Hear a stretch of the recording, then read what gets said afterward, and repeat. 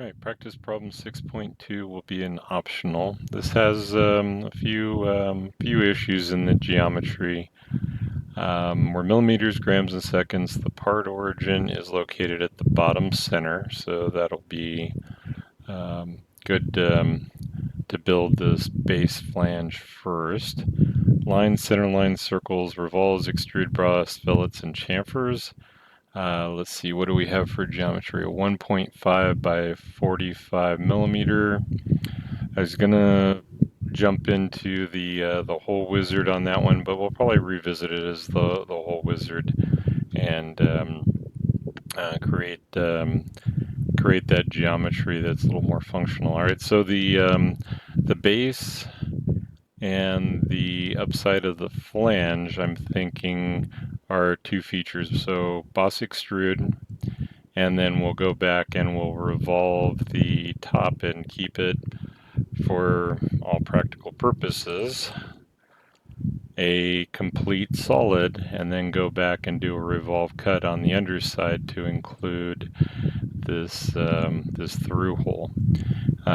That's what kind of jumps out at me, and we'll try it and see where it goes. So new part millimeter. Because of the isometric view, the bottom of the part is the top plane, front plane is bisecting kind of from the upper left to the lower right, and the right plane bisecting from the lower left to the upper right. So let's go ahead and get a sketch started on the top plane. We'll go with the center rectangle, and we'll deal with the fillets afterwards. Maybe not. So once again, they've given us the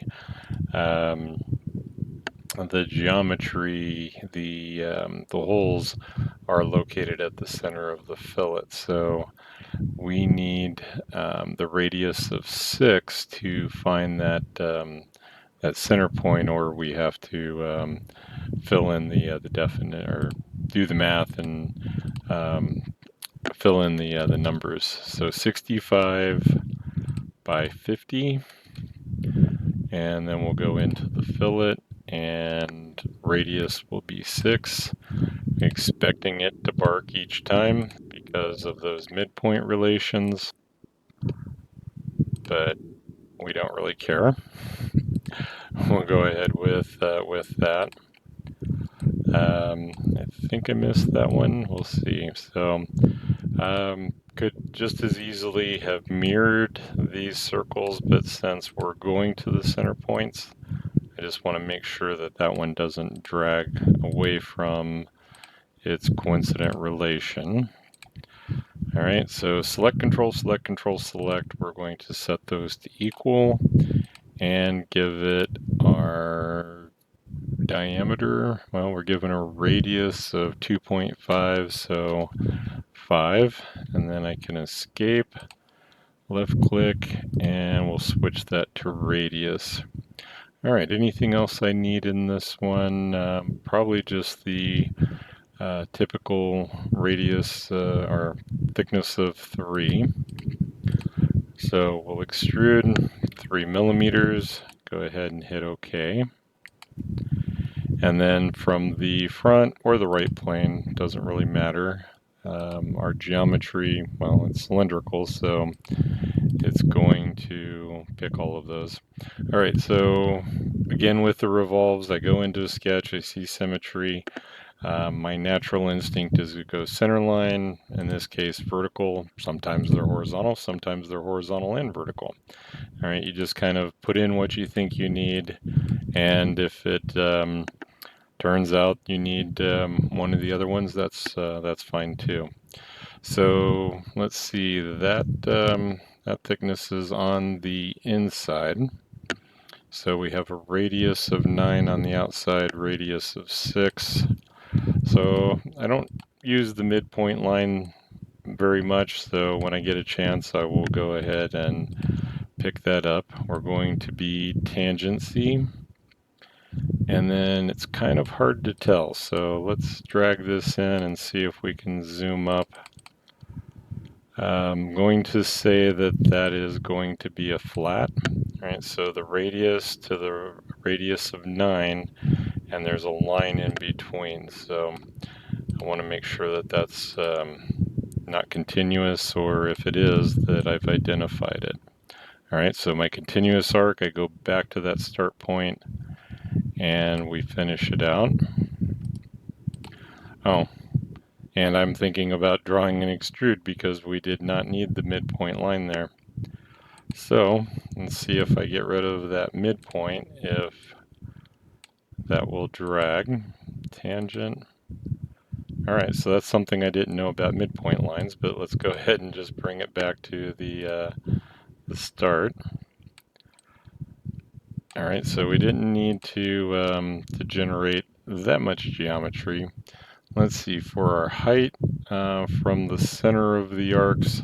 All right, so the other reason we want the center line is so that it will generate the diametral without having all of the geometry. So between those two, we're given 45. And then the radius of 9 is at the top, and the radius of 6 is at the bottom. Okay, so what am I missing? Let's see if there's an overall. No. Make sure that I have my tangencies. Oh, that would do it. That's tri-horizontal. All right, so that one pulls there. And we have a radius of 14 going through the center. And that seems like the radius would be built up there. And it looks like the tangency terminates to that point. So let's go ahead and see if that will get me fully defined. So 14, not quite yet. All right, so my best diagnostic tool is to drag this and see what we get. I'm just going to double check my tangencies that we got tangent, tangent. And I'm still not seeing that overall height. So we know that we have the 3 millimeters on the inside, but the 100 degrees. All right, so that's what I'm missing is the angle. Okay, so that one gave me, that's giving me the half angle. So let's go 50. And we'll see how that works out. So let's go ahead into the features, do a revolve boss base.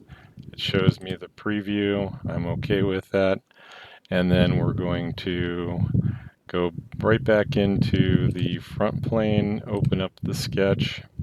And I would like to, well, we have the wireframe. I need one more, which is going to be under, nope, it's going to be under the view. What is that one called? Display style. All right, so I want to see the hidden lines. And so there's not a lot there to really help with. One of the things that we could do is try the offset, but this is going to be the 14 millimeter. And we also are going to need, because this is a cut, we're going to need that same type of geometry back to the through hole.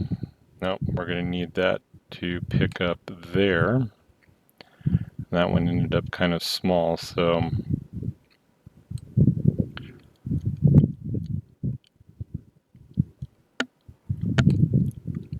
let's see if I can figure this out. All right, so we're going that direction. These two should be concentric. All right, it's kind of again one of those counterintuitive things that we have the hole going through. That one's going to be tangent, but I don't see the tangency, so I want to make sure to add that. We can pick up the next two lines, and those will be parallel.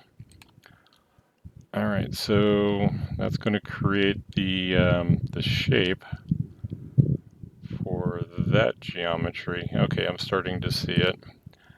it was kind of like working in the negative. So that arc and that arc should be concentric as well. And then we have the hole geometry that needs to come all the way over. I can go back into the line. It's going to cut through, so it has to go back that way. So we get our region. Well, we had a region. Not sure what happened to the region, but let's see if we can see that a little better. So I don't know that the hidden lines visible really helped me there, but I think I have continuous, so I can do the select chain. It goes all the way around. All right, let's see what we get. Revolved cut and accept. All right, so we have the hole through. We have the section view, so if I look at it in the heads-up display, you'll have the section view. And if I look at it this way, then that looks pretty much like their section view. So that's just a good quick check. We'll select Control select the 4 holes for the chamfer. And again, the chamfer will either be on the context or we'll pick it from the command manager. So 1.5 millimeters. Let's go ahead and save that. So we have P6-2 and our volume comes in at 9603 and 9603. So we got that geometry in place. All right, so I put those in as part of the hole geometry. So to back out of this, optionally, I want to revisit the hole wizard. And this is going to be the safest to generate the geometry, but the practical side says the hole wizard is going to give us overall better results. So one of the things that we can do is if I edit this sketch, those are functional. I don't want to lose them. I don't necessarily even want to lose the chamfer. That's why I suppressed it. I switched that to construction geometry, and the geometry or the sketch geometry is still there, the objects are still there, but now I have the ability to do a what if scenario. So I'm looking to go back into the features, go to the hole wizard, we're looking for a countersunk. It's going to be ANSI metric for the standard, a flathead screw. Don't know that the size is that critical, but a 5 millimeter, probably going to have clearance for a 4 millimeter. So they went 4.5. That one was 5. We really don't want to overdo the geometry unless we have to. So if we go to the 5 millimeter. 1.5 per side gives it total of 6, so that should be 11. And then the positions are, we're going to look for each of those center points. So I'm just dragging over the arc till I see that that geometry, that point highlight, and then I'm applying the coincident to that geometry. So let's see what we got. 11 millimeter, that looks a lot bigger, and we lost something there. So let's suppress that. We'll do a little error checking. And if I edit the sketch, now I also could have switched over to contours and regions, which might have been a little easier, and picked the contours so it ignored those 4 holes. And unsuppress. So can I do math? No. All right, 3. All right, I doubled it and then I doubled it. All right, so the problem with the doing math then is that well, let's see. If I just suppress that, it may not bark at me for generating the hole geometry. So let's edit the feature. And we'll go back in. Yep, I added 3 twice, so we needed a total of 3.